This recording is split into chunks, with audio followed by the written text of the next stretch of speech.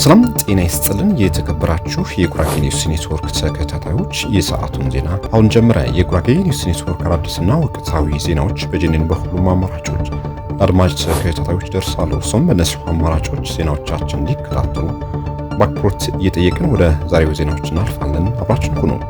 በቅድሚያም በአበሽጌ ወረዳ በኢንቨስትመንት ስም ሰፊ መሬት በመያዝ ሀብት እየሰበሰቡ ታጣቂ ቡድኖች የሚረዱ ግለሰቦች በወረዳው የሰላም እጦት ዋና መንስኤ ናቸው ተባለ።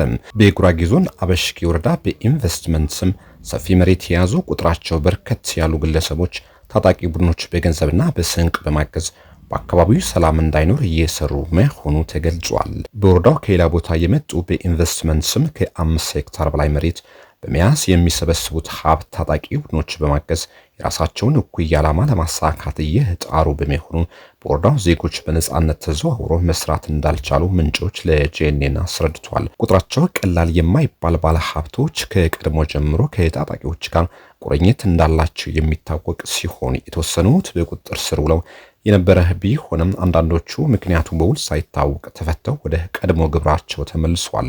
በተለይም በወረዳው በዳርጌና በዋልጌ ከተሞች በንግድ ስም የተደበቁ ለታጣቂዎች መረጃ በመስጠት ዜጎች የሚያሳግቱ መሳሪያ የሚያዘዋውሩ ባለሀብቶች መኖራቸውን ምንጮች ይገልጻሉ። ከወረዳው በኢንቨስትመንት ስም በያዙት ሰፊ መሬት የሚሰበስቡት ሀብት ማመላለሻ ተሽከርካሪዎች ሳይቀር የጦር መሳሪያ በነጻነት ለታጣቂዎች ያመላልሳሉ። በወረዳው የጦር መሳሪያ ሽያጭ ላይ ይሳተፋሉ።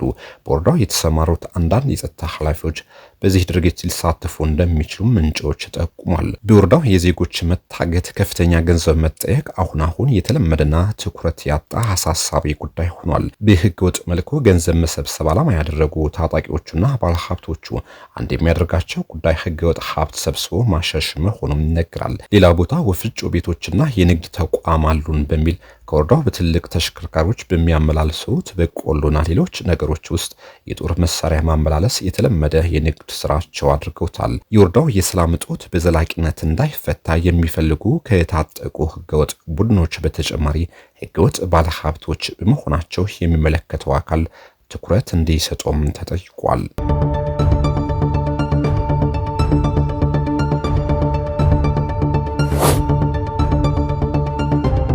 በማዕከላዊ ኢትዮጵያ ክልል የምስራቅ ጉራጌ ዞን የማረቆ ልዩ ወረዳ አጠቃላይ የጸጥታ ጉዳዮች ወቅታዊ ሁኔታ በቡታጀራ ከተማ መገምገሙን ተገለጸ።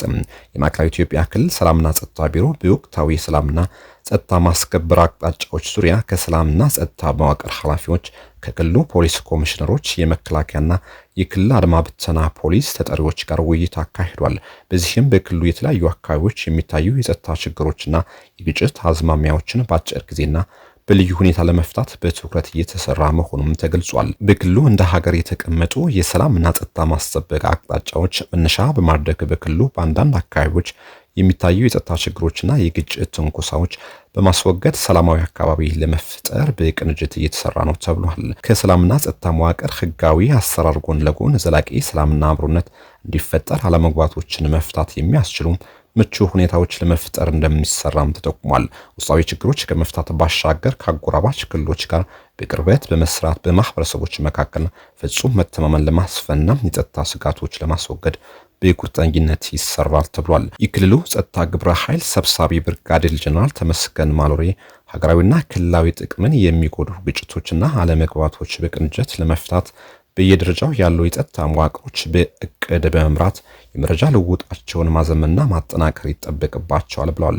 በተለይም ህገወጥ የጦር መሳሪያ ዝውውርን ጨምሮ በሌሎች ህገወጥ እንቅስቃሴዎች ላይ በሚሳተፉ ቡድኖችና ግለሰቦች ላይ እርምጃ ሊወሰድ ይገባል ብለዋል። የጸጥታ አካሉ ገለልተኛነት ማረጋገጥና ወጣቱ ለግጭት የመጠቀም አዝማሚያዎችን መቆጣጠር እንደ ክልል ትኩረት የሚሹ ጉዳዮች እንደሆኑም ተነስቷል። የወንጀል ተጠርጣሪዎችን ህግ ፊት የማቅረብ፣ ለችግሮችና ለመግባባቶች ዘላቂ መፍትሄ መስጠት፣ የአጎራባች አካባቢዎችን የጸጥታ ሁኔታ በቅንጅት የማጽናት፣ ያልተመለሱ የግጭት ተጎጂዎችና ተፈናቃዮች መልሶ የማቋቋም ተግባራት ላይ በትኩረት መስራት እንደሚገባም በመድረኩ ተነስቷል።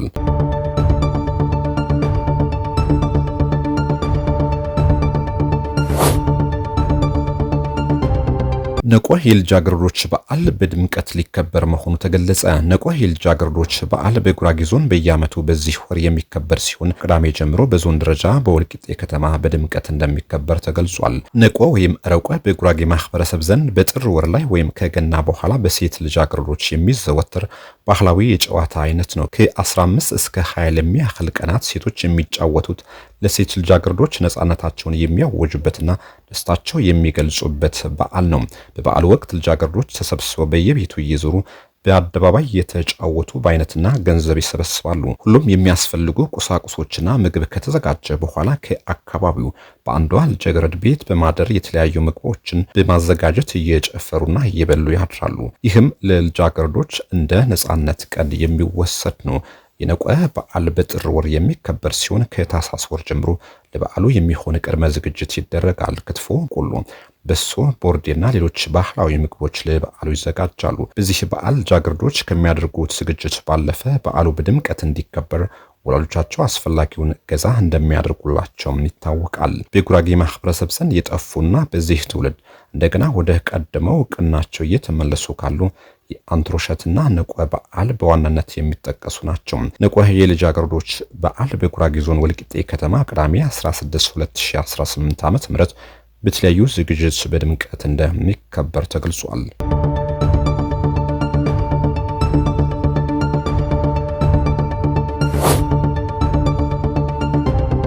በኢትዮጵያ 309 መገናኛ ብዙሃን ተመዝግበው ፍቃድ አግኝተው እየተንቀሳቀሱ ይገኛሉ ተባለ። በአሁን ሰዓት በሀገራችን በኢትዮጵያ መገናኛ ብዙሃን ባለስልጣን በህጋዊ መንገድ ፍቃድና ምዝገባ አግኝተው የሚንቀሳቀሱ የብሮድካስት የበይነ መረብ የህትመትና የውጭ መገናኛ ብዙሃን ቁጥር 309 ደርሷል ተብሏል። በዚህ መሰረት 175 የብሮድካስት፣ 20 የህትመት፣ 35 የውጭ ሚዲያ ኮረስፖንዳንት፣ 73 የበይነ መረብ፣ 5 የክፍያ ኢንተርኔት ብሮድካስት፣ 1 ነፃ የኢንተርኔት ብሮድካስት መገናኛ ብዙሃን በባለስልጣኑ ምዝገባና ፍቃድ አግኝተው እየተንቀሳቀሱ ይገኛሉ።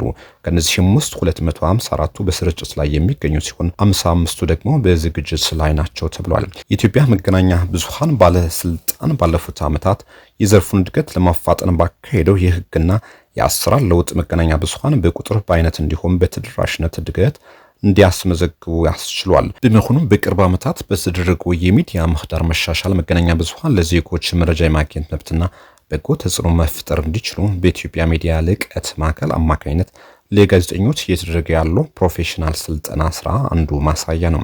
ባለስልጣኑ የመገናኛ ብዙሃን አዋጅ እና ሌሎች የሀገሪቱ ህግጋት መሰረት በማድረግ የብሮድካስት አገልግሎት የፍቃድ ሁኔታ ይወስናል፣ ፍቃድ ይሰጣል፣ ያድሳል፣ ያግዳል ብሎም ይሰርሳል።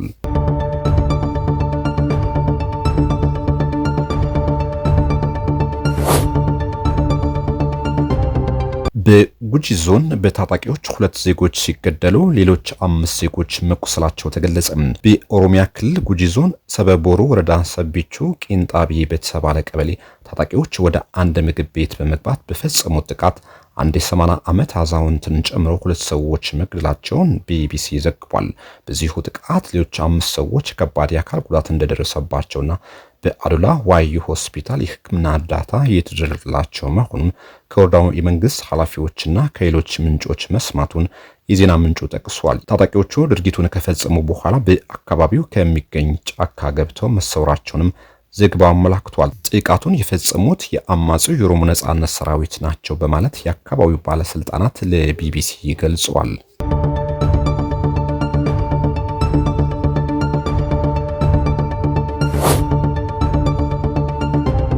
የአሜሪካው ፕሬዝዳንት ዶናልድ ትራምፕ ጠቅላይ ሚኒስትር አብይ አህመድ እና የግብፁን ፕሬዝዳንት አብዱልፈታህ አልሲሲን ማገናኘት እንደሚፈልጉ አስታወቁ። ትራምፕ ሁለቱን መሪዎች ማገናኘት የሚፈልጉት በታላቁ ህዳሴ ግድብ ምክንያት በኢትዮጵያና በግብፅ መካከል የተፈጠረውን ውዝግብ የሚፈታም ስምምነት ለማበጀት እንደሆነ ገልጿል።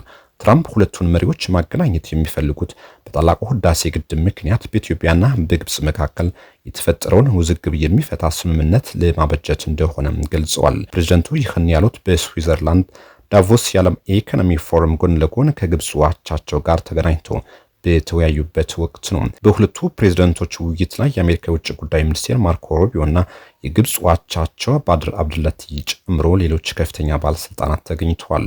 ትራምፕ ውይይቱን ሲጀምሩ ከግብጽ ጋር በጣም ጥሩ ግንኙነት አለን፣ ፕሬዝዳንቱ ደውለው አንዳች ነገር ይጠይቃሉ፣ ሁልጊዜ መፍትሄ እናገኝለታለን ሲሉም ተደምጧል። አልሲሲ በፊናቸው የህልውና ጉዳይ ያሉትን የናይል ወንዝና የታላቁ ህዳሴ ግድብ በተመለከተ ትራምፕ ለሀገራቸው የሚያደርጉትን ድጋፍ አመስግነዋል። በትራምፕ የመጀመሪያ የስልጣን ዘመን በግድቡ ላይ ያለውን አለመግባባት ለመፍታት ከፍተኛ ጥረት ተደርጎ እንደነበረ ያስታወሱት አልሲሲም በወቅቱ ተዘጋጅቶ የነበረው ስምምነት እንዲፈረም የአሜሪካው ፕሬዝዳንት ሁሉንም ነገር ማድረጋቸው ጠቅሷል። ፕሬዝዳንት ትራምፕም በምላሻቸው የታላቁ ህዳሴ ግድብ ጉዳይ ቅድሚያ ሰጥተው ተናግረዋል። ትራምፕ በዚሁ ንግግራቸው የህዳሴ ግድብ ከዓለም ግዙፍ ግድቦች አንዱ እንደሆነ ጠቅሰው የግንባታው ወጪ የሸፈነችው ሀገራቸው እንደሆነችም ተናግሯል። የተከበራችሁ የጉራጌ ኒውስ ኔትወርክ ተከታታዮች ለሰዓቱ የነበሩ ዜናዎች እነዚህ ይመስሉ ነበር። ቆይታችሁ ከጂኔን ጋር ስለሆነ እናመሰግናለን። መልካም ጊዜ